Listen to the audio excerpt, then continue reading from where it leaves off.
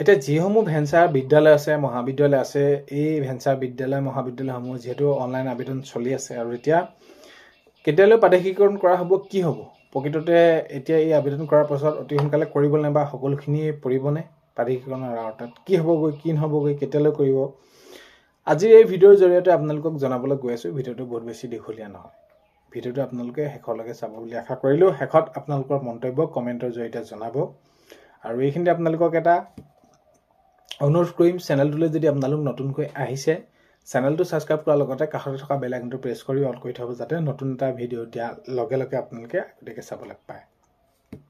যদি ভিডিঅ'টো চাই ভাল পায় লাইক এটা কৰি দিব আৰু শ্বেয়াৰ কৰি দিব বুলি আশা কৰিলোঁ এতিয়া তেওঁলোকে এই শিক্ষাগুৰুসকলে আজি বছৰ বছৰ ধৰি তেওঁলোকে নিজৰ যি বিদ্যালয়খন প্ৰাদেশিকৰণ কৰাক লৈ আন্দোলন কৰি আহিছিলে দাবী জনাই আহিছিলে ৰাজপথত ওলাইছে অৱশেষত নিৰ্বাচন আয়োগত এওঁলোকৰ বাবে এটা পোৰ্টেল মুকলি কৰি দিলে তেওঁলোকে আবেদন কৰিব পাৰিব আবেদন কৰাৰ পাছত যদি তেওঁলোকে সেইখিনি তেওঁলোকৰ চৰকাৰী যি গাইডলাইন থাকে যেনেদৰে তেওঁলোকে সেইখিনি গাইডলাইন লৈছে তাৰ ভিত্তিত যদি ভিতৰত পৰে তেনেহ'লে প্ৰত্যেকখন স্কুল বিদ্যালয় কলেজ যি হওক তেওঁলোকক সেইখিনি প্ৰাদেশিকৰণ কৰা হ'ব এতিয়া এটা কথা মন কৰিব এতিয়া আপোনালোকৰ আবেদনহে হৈছে যি যেনেদৰে হৈছে আবেদনে হৈছে এতিয়া এই বিষয়টো যাতে অতি সোনকালে কাৰ্যকৰী কৰে সেইটোহে আটাইতকৈ বহুত বেছি এটা গুৰুত্বপূৰ্ণ বিষয় এতিয়া আমি যদি চাওঁ 2013 যেতিয়া নেকি বিদ্যালয়সমূহ প্ৰাদেশিকৰণ কৰিছিলে তাৰপিছত 21ত তো তেওঁলোকৰ যেতিয়া নেকি এইখিনি কৰাৰ পাছত তেওঁলোকে কিমানখিনি কৰিব লগা হৈছিলে যে কৰিব আৰু যিকি নহওক আগন্তুক সময়ত ভাল খবৰসমূহ আহক কৰিব লাগে কৰক সোনকালে এটা কথা এইটো যে এই যে আবেদন প্ৰক্ৰিয়াৰ মাজতে বস্তুটো সীমাবদ্ধ থাকিব নালাগে আগন্তুক সময়ত অতি সোনকালে কাৰ্যকৰী কৰক যিসমূহ বিদ্যালয় আওতাত পৰে আৰু বিশেষকৈ যিখন আইন তেনেদৰে কৰা গ'ল মুঠৰ ওপৰত শেষবাৰৰ বাবে এইখিনি সকলোখিনি বিদ্যালয় মহাবিদ্যালয়সমূহ প্ৰাদেশিকৰণ কৰি দিব লাগে কাৰণ কেলে প্ৰত্যেকখন বিদ্যালয় মহাবিদ্যালয়তে শিক্ষাগুৰুসকলে আজি বছৰ বছৰ ধৰি তেওঁলোকে সেইখিনি শিক্ষকতা কৰি আহিছে যদি অৱশেষত তেওঁলোকৰ এইখিনি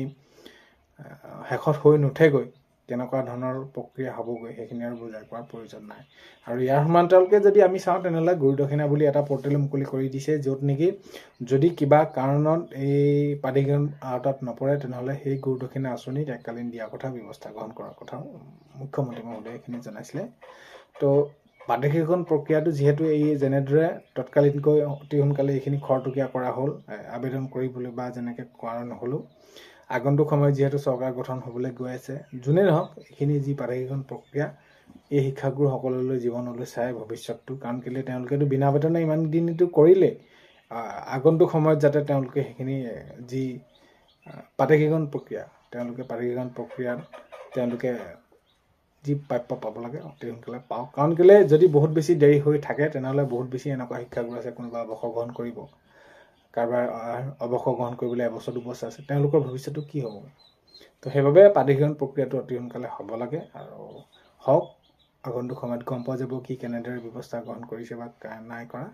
মুঠৰ ওপৰত প্ৰাদেশিকৰণ প্ৰক্ৰিয়াটো অতি সোনকালে হ'ব লাগে এতিয়া আগন্তুক চৰকাৰ গঠন হোৱাৰ পাছত কেনেদৰে কি হয় সেইটো এটা উল্লেখিত বিষয় হ'ব ভিডিঅ'টো শেষলৈকে চোৱাৰ বাবে বহুতেই বেছি ধন্যবাদ ভিডিঅ'ৰ আপোনালোকক প্ৰথমতে কোৱাৰ দৰে চেনেলটোলৈ যদি আপোনালোক নতুনকৈ আহিছে ছাবস্ক্ৰাইব কৰাৰ লগতে কাষতে থকা বেল আইকনটো প্ৰেছ কৰি অল কৰি থ'ব যাতে নতুন এটা ভিডিঅ' দিয়াৰ লগে লগে আপোনালোকে আগতীয়াকৈ চাবলৈ পায় যদি ভিডিঅ'টো চাই ভাল পায় লাইক এটা কৰি দিব আৰু শ্বেয়াৰ কৰি দিব বুলি আশা কৰিম